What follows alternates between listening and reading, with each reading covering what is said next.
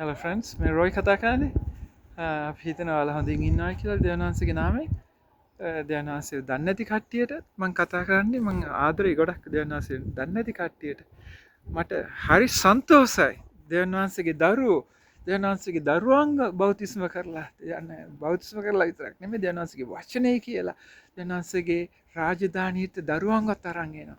ඒ අරන් එන්නේ ඇයි? ඒ කට්ටියට මට හරි ආඩම්බරය කියන එක හරි වචනය අපි ලංකාවේ භයානක වචනයක් එක මං කියල් දෙන්න ගොඩක් කට්ටියට දෙවන් වහන්සේව හම්බ වෙන්නේ නැත්තේ එයාලා හිතනවා අපි හරි හොඳ මිනිස්සු කියලා. අනිත් පැත්තට බලද්දී අපි දෙවන් වහන්සේව හම්බ වෙච්ච දරුවෝ හැමතිස්සෙම කියන්නේ අපේ පරණ ජීවිතේ අපි කොච්චර ජරා මිනිස්සුද කියලා. ජරා වැඩ කෙරුවා, හොරකම් කෙරුවා, බොරු කිව්වා, කේලම් කිව්වා, ගෑනු එක්ක බුදිය ගත්තා, මිනිස්සු එක්ක බුදිය ගත්තා. අර මිනිහා වගේ අනිත් මිනිහා තියලා බෙල්ල කපන්න ගත්තා. හොරා කෑවා. මේවා කෙරුවා, ජරාව වැඩ කෙරුවා. දෙවියන් වහන්සේ ගැන වචනයක් ජීවිතේටවත් ගහලා නැහැ, කිව්වේ නැහැ, බයිබලේ මෙයා කරුවා. එහෙමයි කියන්නේ දෙවියන් වහන්සේ හම්බ වෙච්ච මිනිස්සු. අපි මං අනිත් මිනිස්සු ගණන් ගන්න එපා. මං සෙමිනේරී හිටියේ ජරාම කොල්ලා. මං තමයි නම්බර් 1 පව්කාරයා. ඒ පව්කාරයා කියලා මං මේ පව් වලින් ආඩම්බර ලෝකෙට සෝබනේ දාගෙන හිටියේ නෑ. මට තේරුණා මේක වැරදි මං කරන වැඩත්. මං සෙමිනේරීදිත් මං හොයනවා මේකට පිළිතුරක් තියනවාද කියලා. මේ අත්වල බැලුවොත් මේක නියපොතු කනවා ඉස්සර වෙහෙම කරලා. ඇත්ල මේක හැම කන කටේ. ඒ තරම් දුක් විඳ ළමෙක් මං. දුක් විඳලා මෙයාට පපුවට ගහ ගන්නවා බෙල්ල වැල දාගන්නයි කියලා හිටියා අවුරුදු 50කට ඉස්සෙල්ලා මැරෙනවායි කියලා කියාගෙන හිටිය කොල්ලෙක්. කිසිම දෙයකට ජීවිතේ කිසිම මෙයක් නැති හිටි එකෙක් මං. කොල්ලෙක් මං. ඒ කොල්ලාගේ මේ කන්ඩිෂන් එක කියන්නේ මගේ තත්ත්වය මගේ තත්ත්වය මං දැනන් හිටියා.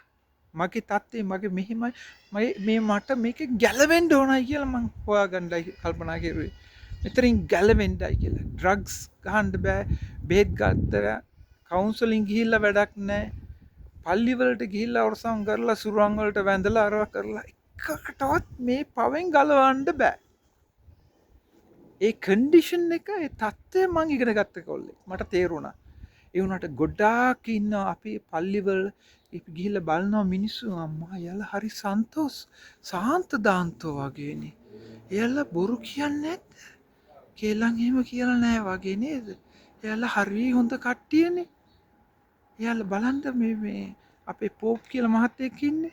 එයාලා නිකන් සුදු ඇඳගෙන අරවා දාලා තොප්පි දාලා සාන්ත දාන්ත කුරුසේ වගේ යන්නේ. එයාලා කවදාකවත් පව් කරලා නැති කට්ටිය.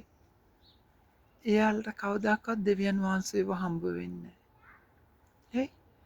එයාලා කවදාකවත් පිළිගන්නේ එයාලගේ තත්ත්වය. මං මේ තත්ත්වේ මැරිච්ච මං මැරිලා වගේ මැරිච්ච මිනිස්සු යන විදියට යන්නේ. මට මේ පවෙන් ගැලවෙන්න ඕනයි කියලා එයාලා කවදාකවත් හිතලා නැහැ. එයාලා ජීවත් වෙන්නේ ලෝකෙට. සෝබනේ පෙන්වන්නයි කියලා ලංකාවේ කියන්නේ. මාර සෝබනේනේ. සුදු ඇඳගෙන යනවා කළු බෙල් දාගෙන අරවා කරගෙන සමහර පාස්ටර්ස්ලට නමින් කිව්වම මේ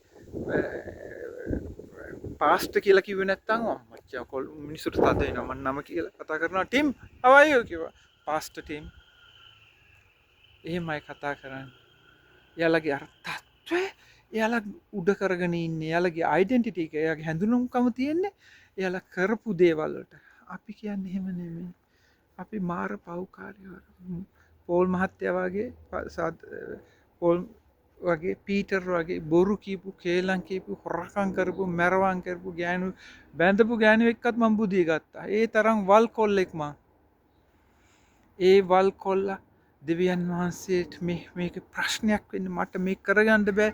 මට ඔබ වහන්සේ කවුරු හරි ඉන්න දෙවියන් වහන්සේ එන්න මගේ ජීවිතේට කියලා කියපුවම තමයි දෙවියන් වහන්සේ මට හම්බුනේ. අද ආඩම්බරකම හින්දා අර ෆැරිසිස් කියලා කියන්නේ බයිබලේ එයාලා හිටින් අපි තමයි දෙවියන් වහන්සේගේ වචන දන්නේ. අපි තමයි මේ හොඳ මිනිස්සු. උඹලා තමයි නරක ජාතිය කියලා. එහෙමයි කතා කරන්නේ. දැන් අපි කතා කරන්න යන්නේ අපි යන්නේ අර පව්කාරයින්ට. ගෑනු එක බුදිය ගන්නවා, මිනිස්සු එක බුදිය ගන්න. පෝන් ස්ටාර්ස්ලා මිනි මරපු, ළමයින්ව දූෂණය කරපු මිනිස්සු, හොරකම් කරපු, මැරවකම් කරපු ඒ මිනිස්සු එක්ක අපි යාළුකම් කරන්නේ. තේරුණාද? අපි බලාගෙන යන්නේ අර මේ පව්කාරයෝ ළඟටමයි අපි යන්නේ. එයාලගේ කන්ඩිෂන් එක එයා දැනගෙන බේබද්ද හොරකම් කරනුන් අර අබ්බැලි වෙලා ඉන්න කට්ටිය එයාලට දෙවියන් වහන්සේව හොයනවා. එයාලා ඒකෙන් ගැලවෙන්න එයාලට ටක් ගාලා හම්බ වෙනවා. අර කයිවාරු ගහගෙන මේ අපි කතෝලික අරකයි මේකයි කියලා බෙර ගහන කට්ටියට කවදාකවත් දෙවියන් වහන්සේ හම්බ වෙන්නේ නැහැ. ඇයි? එයාලා හොඳ කට්ටියනේ. එයාලා දෙයියෙක් ඕනේ නැහැ. දෙවියන් වහන්සේ කිව්වනේ මේ ලෙඩ්ඩු තමයි අපි ළඟට එන්න ඕන. එයාලට තමයි මං ආවේ ලෙඩ්ඩුන් හොයන්නයි කියලා. අපි ලෙඩානේ. ලෙඩාව හම්බෙලා අපේ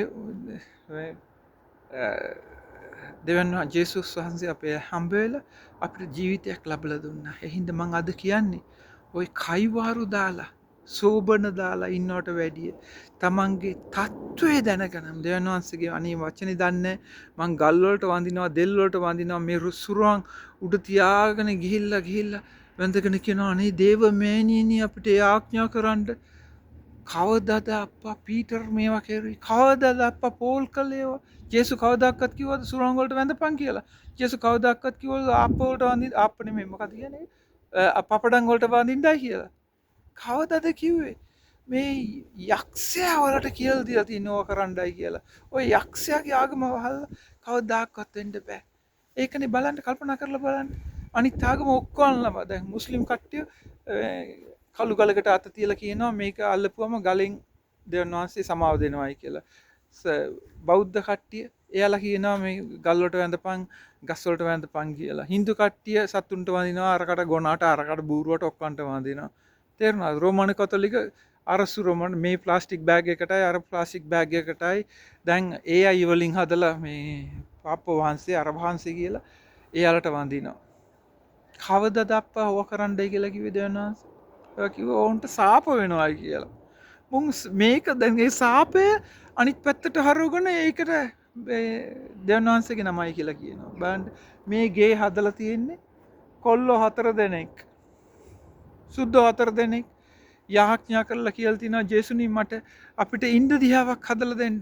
අපිට ඉන්ද දිහාවක් නෑ යාඥා කරන 1940 ගණන් වල යුද්ධ කාලේ. අපිට දෙන්නයි කියලා. අනේ මිනිස්සෙක් ඇවිල්ලා මේ ගෙදරම නිකන් දීලා ගිහලා තියෙන. මේ නිකන් මේ වත්තම ඔක්කොම නිකන් දීලා තියෙන්නේ. හැබැයි දැන් ඉන්න මිනිස්සු ඒ වගේ ඇදහිල්ලක් නැහැ. එයාලා දැන් ඇවිල්ලා ආගම කරන්නේ. එයාලට එනවා, එයාලට ඇවිල්ලා අරවා කරනවා, සින්දුවක් කියනවා, මේකක් කියනවා යනවා. දැන් අපි මෙතෙන්ට ආවා. එයාලට දෙවියන් වහන්සේගේ ඇවිල්ලා දෙවියන් වහන්සේ ආත්මිකව ඉපදෙන හැටි කියලා දෙන්න.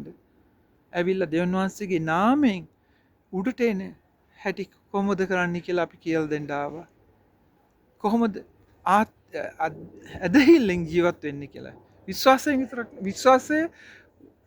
විශ්වාසයෙන් ඇක්ට් කරපුවම ඒක ක්‍රියාත්මක කරපුවම තමයි ඇදහිල්ල වෙන්නේ. ඒ ඇදහිල්ලෙන් ජීවත් වෙන්නේ කියලා දැන් අපි කියලා තියෙනවා. මෙතෙන්ට ඇවිල්ලා මේ අවුරුදු 80 ගානක හිටිය සුද්දෙක් ස්කොටිෂ් මිනිස්සෙකුට කතා කළා. අවුරුදු 60 දී දෙවියන් වහන්සේ හම්බෙලා තින්නේ. මේ රම් බෝතලයක් බොනවලු දවසකට. ඒ මිනිස්සයා දවසකට එකක් බොනවලු. ඒ තරම් බේබද්දෙක්. දෙවියන් වහන්සේට කතා කරපුවම දෙවියන් වහන්සේ ඇවිල්ලා ටක් ගාලා ගලවලා ගිහිල්ලා. මං ඔයාලට කියන්නේ ආදරේට ඔය පල්ලි වලට යන්න එපා. ඔය රෝමානු කතෝලික පල්ලිකටවත් යන්න එපා. ඔය කියන්නේ යක්ෂයාගේ වැඩ කියලා දෙන්නේ. ඔය යූකරිස් කියලා පාපයක් උස්සගෙන පාපයක් උස්සලා උදේ ඉඳන් හැන්ද වෙනකන්